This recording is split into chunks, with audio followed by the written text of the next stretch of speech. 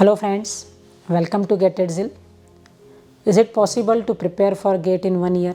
Or if yes, तो what should be our strategy, what should be our schedule? तो इस video में हम यही डिस्कस कर रहे हैं कि how to prepare for GATE CSC इन 1 ईयर। I am Jayshree Gupta, 25 years of teaching experience, और हर साल काफ़ी सारे बच्चे मेरे गाइडेंस में अंडर 100 रैंक अचीव करते हैं। तो हमारी जर्नी स्टार्ट होती है गेट प्रिपरेशन की from the month of Feb. किसी भी जर्नी को स्टार्ट करने से पहले क्या ज़रूरी होता है कि उसका हम डेस्टिनेशन सेट करें। तो आपका डेस्टिनेशन क्या होना चाहिए? तो आपका डेस्टिनेशन होना चाहिए कि आप IISc बेंगलोर से एमटेक करें या IIT बॉम्बे से एमटेक करें। और उसके लिए क्या ज़रूरी है? तो उसके लिए ज़रूरी है कि आपकी रैंक होनी चाहिए अंडर 100। तो हमारी जर्नी का डेस्टिनेशन क्या है कि हमको अचीव करना है रैंक अंडर 100। ओके, तो चलिए हमने अपना टारगेट सेट कर लिया है, डेस्टिनेशन सेट कर लिया। अब इस डेस्टिनेशन को अचीव कैसे किया जाए? तो इसके लिए ज़रूरी है कि आपको एक शेड्यूल बनाना है और उस शेड्यूल को स्ट्रिक्टली फॉलो करना है। डेली आपको कम से कम 5 आवर्स की प्रिपरेशन करनी है। इन 5 आवर्स की प्रिपरेशन को आप 2 पार्ट में डिवाइड करेंगे। एक आपको जो वीडियोस देखने हैं या आप ऑफलाइन क्लास आ रहे हैं तो जो क्लास आने का टाइम है, प्लस प्रैक्टिस का और रिवीजन का टाइम है। तो जो वीडियोस देख रहे हैं 2 आवर्स फॉर वीडियो और 1 आवर्स जो वीडियो के साथ नोट्स बनाने, मतलब और 3 आवर्स का टाइम देना है आपको वीडियोस देखने और उनसे नोट्स बनाने। अगर आप ऑफलाइन स्टूडेंट हैं तो आपके नोट्स आपकी क्लास के ड्यूरेशन में ही बन जाएंगे। तो ये 3 आवर्स का टाइम हमने दिया है फॉर क्लासेस एंड नोट्स, और उसके बाद 2 घंटे आपके पास है रिवीजन और बुकलेट की प्रैक्टिस के लिए। आप गेट एडजिल के स्टूडेंट है तो सब्जेक्ट, जैसे हम 2 तरह की बुक्स प्रोवाइड करते हैं, एक बेसिक बुकलेट और एक एडवांस बुकलेट। तो जब आप सब्जेक्ट पढ़ रहे हैं तो उसके साथ साथ आपको बेसिक बुकलेट को सॉल्व करना है। अब आप कॉलेज गोइंग स्टूडेंट है तो ऑब्वियसली आपके माइंड में क्वेश्चन आएगा कि हम 5 आवर्स कैसे निकालेंगे। तो इसको आप 2 पार्ट में डिवाइड करिए। 3 आवर्स मॉर्निंग में निकालेंगे जब आप वीडियोस देखेंगे और नोट्स बनाएंगे, और 2 आवर्स आफ्टर कॉलेज, जब आप कॉलेज से आ गए घर पे रिलैक्स हो गए, उसके बाद 2 आवर्स में आपको रिवीजन करना है पहले और फिर बुकलेट को सॉल्व करना है। रिवीजन करना मतलब सिर्फ कॉपी नहीं पढ़ना, आपको मेमोराइज भी होना चाहिए। मैंने बहुत सारे स्टूडेंट्स के साथ देखा है कि वो मेमोराइज़ नहीं करते, सिर्फ कॉपी पढ़ लेते हैं। जब तक कि कंसेप्ट आपके माइंड में नहीं है, लर्न नहीं है आपको, तो आप अप्लाई नहीं कर पाएंगे। थोड़े टाइम बाद आप भूल जाएंगे तो आपको अप्लाई करने में प्रॉब्लम आएगी। तो रिवीजन मतलब लर्न। ओके, तो लास्ट 2 आवर्स में हमने रिवीजन किया और प्रैक्टिस बुकलेट सॉल्व की। अब किस ऑर्डर में हम सब्जेक्ट्स पढ़ें? क्या एक एक करके सब्जेक्ट पढ़ें? तो इनिशियली मैं आपको रिकमेंड करूँगी कि आप 3 चीज़ें स्टार्ट करेंगे। एक टेक्निकल सब्जेक्ट लेंगे, एक मैथमेटिक्स लेंगे और एक एप्टी लेंगे। ये तीनों आप पैरेलल में रखेंगे। बहुत सारे बच्चे मैथ्स और एप्टी को इग्नोर कर देते और एंड में इतना सारा हो जाता है कि वो मैथ्स और एप्टी कर ही नहीं पाते हैं, जबकि ये इंपॉर्टेंट है। इनका काफ़ी सारा वेटेज है। एप्टी 15 मार्क्स का आता है, ये इंजीनियरिंग मैथ्स ओवरऑल 13 मार्क्स का आता है। तो ये सब्जेक्ट आपको इग्नोर नहीं करने, इनको इनिशियली स्टार्ट करना है, फैब में ही स्टार्ट करना है।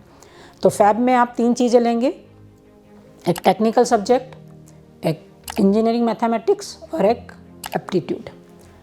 मैं फैब से ही क्यों स्टार्ट कर रही हूँ? क्योंकि हमारी बैचेस जो फैब से स्टार्ट हो रही, तो आप भी अपनी प्रिपरेशन फैब से करना स्टार्ट करिए। और अगर आप वीडियो से जनवरी में वीडियो देख रहे हैं तो बीच जो जनवरी का टाइम है वो आप जो 12th के मैथ्स के कुछ कंसेप्ट है जो यहाँ लगते हैं, जैसे डिफरेंशिएशन लगता है, सीरीजेस का सम लगता है, लॉग की प्रॉपर्टीज़ लगती है, तो इन चीज़ों को आप मिनवाइल रिवाइज करेंगे। फैब से हम अपनी प्रिपरेशन स्टार्ट करते हैं। तो सबसे पहले, बिकॉज आपकी टेक्निकल क्लासेस वीक में 4 डेज होती है, मंडे टू थर्सडे, तो मंडे से थर्सडे आपको लाइव क्लासेस है तो लाइव क्लासेस अटेंड करिए। आप ऑफलाइन स्टूडेंट है तो क्लासेस अटेंड करेंगे। तो मंडे से थर्सडे आप टेक्निकल सब्जेक्ट्स को पढ़ेंगे, उनके नोट्स बनाएंगे और उनकी बुकलेट की प्रैक्टिस करेंगे। फ्राइडे सैटरडे आपको देना है मैथ्स को। मैथ्स में भी वही करना है कि 3 घंटे आपने वीडियो देख के नोट्स बनाए और लास्ट के 2 आवर्स आपने प्रैक्टिस की। और फाइनली संडे के दिन आपको एप्टी पढ़ना है। अब ये तो हो गया डिसाइडेड कि किस ऑर्डर में हमको करना है।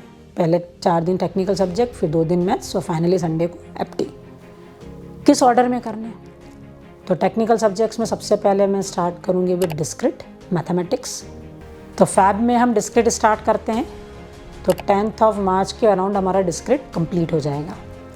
उसके बाद हम स्टार्ट करेंगे C plus data structures plus algorithms. तो ये नियरली 1 मंथ लेगा। तो 10th मार्च को अगर हम स्टार्ट करते हैं तो 10th अप्रैल तक हमारा ये कंप्लीट हो जाएगा। तो मीनवाइल आप साथ में इन सब्जेक्ट्स को पढ़ते जाएंगे और इनकी प्रैक्टिस बुकलेट करते जाएंगे सॉल्व में, ना कुछ भी पेंडिंग नहीं रखना। प्रैक्टिस बुकलेट बच्चे काफ़ी पेंडिंग रख देते हैं और इट क्रिएट्स प्रॉब्लम। तो आप सब्जेक्ट कंप्लीशन तभी मानूंगी मैं जब आपको पूरा सब्जेक्ट लर्न हो गया प्लस उसकी बेसिक की बुकलेट आपने सॉल्व कर ली। तो आपने 10th ऑफ मार्च से डेटा स्ट्रक्चर सी एल्गोरिथम स्टार्ट किया, वो अराउंड 10th ऑफ अप्रैल तक आपका कंप्लीट हो गया। अब आपको 10th ऑफ अप्रैल से कंप्यूटर नेटवर्क स्टार्ट करना है। लेकिन before you start computer network, आप 10th ऑफ अप्रैल को आपका डेटा स्ट्रक्चर वाला सब्जेक्ट टॉपिक कंप्लीट हुआ, तो 2-3 दिन बीच के जो हैं वो आप डिस्क्रीट स्ट्रक्चर को रिवाइज कर लें। उसके बाद आप कंप्यूटर नेटवर्क स्टार्ट करें। जब कंप्यूटर नेटवर्क कंप्लीट होगा तो अराउंड 10th या 15th मई तक कंप्लीट होगा। उसके बाद हमको स्टार्ट करना है ऑपरेटिंग सिस्टम। लेकिन वही कि ऑपरेटिंग सिस्टम और सीएन के बीच में आपने पुराने सब्जेक्ट्स रिवाइज कर लिए, तो हर 2 सब्जेक्ट के बीच आप एक शेड्यूल रखेंगे पुराने सब्जेक्ट को रिवाइज करने का, है ना। फिर ऑपरेटिंग सिस्टम के बाद हमने 15th ऑफ मई से ऑपरेटिंग सिस्टम स्टार्ट किया, तो अराउंड 5 जून ऑपरेटिंग सिस्टम कंप्लीट हो जाएगा। उसके बाद हम डिजिटल स्टार्ट करेंगे। डिजिटल हमारा अगर 5th ऑफ जून से स्टार्ट होता है तो नियरली 20th जून तक डिजिटल कंप्लीट होगा।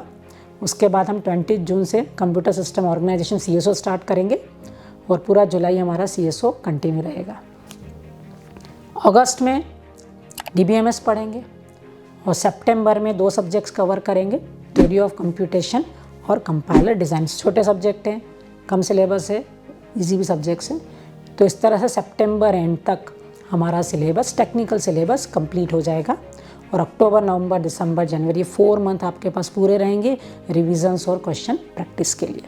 तो ये तो हमने टेक्निकल सब्जेक्ट किस ऑर्डर में और एक अप्रॉक्सीमेट टारगेट डिसाइड कर लें कि किस टाइम तक वो कंप्लीट हो जाने चाहिए। अब हम आते हैं मैथ्स पे। मैथ्स किस ऑर्डर में कवर होना चाहिए? तो मैथ्स को मैंने आपको फैब से ही कहा है कि 2 दिन मैथ्स को दो, फ्राइडे, सैटरडे। तो पर वीक आपको क्या पढ़ना है ये मैं वीडियो में आपको दिखा ही रही हूँ। प्लस या तो आप स्क्रीनशॉट ले सकते हैं या फिर मैंने डिस्क्रिप्शन में एक PDF फाइल दे रखी है, उसको आप डाउनलोड कर सकते हैं। तो पर वीक आपको क्या क्या पढ़ना है मैथ्स में, वो इसको फॉलो करेंगे तो आपके अप्रैल एंड तक मैथ्स कंप्लीट हो जाएगा। और संडे आपको FT पढ़ना है, तो FT में आपको क्या क्या पढ़ना है वो भी मैंने डिस्क्रिप्शन में दिया है किस ऑर्डर में पढ़ना है। तो आप वो PDF डाउनलोड करके अगर आप FT इसी ऑर्डर में फॉलो करते हैं तो मई एंड तक आपका FT कंप्लीट हो जाएगा। तो मई एंड से आपके पास 3 डेज़ एक्स्ट्रा हैं, Friday, Saturday, Sunday technical subjects को रिवाइज करने के, उनकी प्रैक्टिस बुकलेट को सॉल्व करने के। तो अभी तक मैं आपको यही रिकमेंड कर रही थी कि बेसिक की बुकलेट सॉल्व करो। जब आपका मैथ्स FT कंप्लीट हो जाएगा तब आप उन सब्जेक्ट्स की एडवांस की बुकलेट भी सॉल्व करना स्टार्ट करना है। एडवांस बुकलेट है मतलब डिफ़िकल्ट नहीं है, एडवांस से मतलब उसमें 2-3-4 कंसेप्ट मिक्स होकर एक क्वेश्चन बना है। तो एडवांस की बुकलेट आपको ज़रूर सॉल्व करनी है, लेकिन ये मैथ्स और FT के कंप्लीशन के बाद during your revision phase. Okay, तो इस तरह से हम पूरा सिलेबस कवर कर लेते हैं टिल सितंबर एंड। अब अक्टूबर में फाइनल टेस्ट सीरीज़ स्टार्ट होती है, तो उस टेस्ट सीरीज़ को कैसे फॉलो करना, उसको कैसे रिवीजन करना ड्यूरिंग टेस्ट सीरीज़, वो मैं अलग से एक वीडियो डिस्कस करूँगी। तो अगर हम इस शेड्यूल को स्ट्रिक्टली फॉलो करते हैं तो हमारा सिलेबस बिल्कुल टाइम पे कंप्लीट होगा और हम बहुत अच्छी रैंक डेफिनेटली अचीव कर सकते हैं। लेकिन हमारी इस जर्नी में काफ़ी सारे अप्स एंड डाउन्स आने वाले हैं। ऐसा नहीं है कि मैं हमेशा आप मोटिवेटेड ही रहेंगे, कभी कभी आप डाउन भी फील करेंगे, कभी टेस्ट में कम मार्क्स आएँ। अच्छा हाँ, एक चीज़ में और रह ही गई है कि हर टॉपिक के कंप्लीशन के बाद एक टेस्ट है, तो आप एक फिक्स कर लीजिए कि पर संडे आपको एक टेस्ट भी देना है ना। मैथ्स का टेस्ट भी रहेगा, FT का टेस्ट भी रहेगा, टेक्निकल टेस्ट भी रहेगा। तो संडे को FT रिवाइज करना है प्लस एक टेस्ट भी आपको संडे को देना है। हर वीक आप टेस्ट देंगे तो आपका इवेल्युएशन भी होता रहेगा और टेस्ट देने की स्ट्रेटेजी भी कि किस ऑर्डर कैसे टेस्ट देना चाहिए वो भी आप सीखते जाएंगे। तो संडे को टेस्ट भी देना है। तो इस जर्नी में काफ़ी सारे अप एंड डाउन आएंगे। तो जब भी आप डिमोटिवेटेड फील करें तो 2-3 दिन रिलैक्स हो जाइए ना। ऐसा नहीं है कि कंटिन्यूसली पढ़ना है, जहाँ आपको लगा है कि नहीं पढ़ते बन रहा है तो 2-3 दिन का ब्रेक लेना, लेकिन 2-3 दिन का ही लेना, बहुत लंबा ब्रेक नहीं कि 15 डेज़ आपने पढ़ना ही छोड़ दिया। सभी को डिमोटिवेट होते हैं, कभी मार्क्स कम आ गए तो डिमोटिवेशन हो गया, कभी दूसरों का प्लेसमेंट हो गया और हमको लगता है कि हम तो क्या कर रहे हैं पता नहीं, गेट में मेरा होगा या नहीं होगा, तो डिमोटिवेशन फील होता है ना। तो जब भी डिमोटिवेशन फील हो तो आप हमसे कांटेक्ट कर सकते हैं। और जब भी आप डिमोटिवेट हो तो आप अपने टारगेट को याद रखो कि मुझे ISC बैंगलोर जाना है ना। जैसे आप अपने टारगेट को याद करोगे कि मुझे गेट में अंडर 100 रैंक लाना है, तो आप अपने आप खुद को मोटिवेटेड फील करोगे और अगेन अपनी प्रिपरेशन स्टार्ट कर दोगे। अगर आप इस वीडियो को अभी तक फॉलो कर रहे हैं, अभी तक सुन रहे हैं, it means you are serious for GATE. तो आप इस शेड्यूल को स्ट्रिक्टली फॉलो करो, डेफिनेटली आपकी रैंक अंडर 100 होगी ही। Best of luck.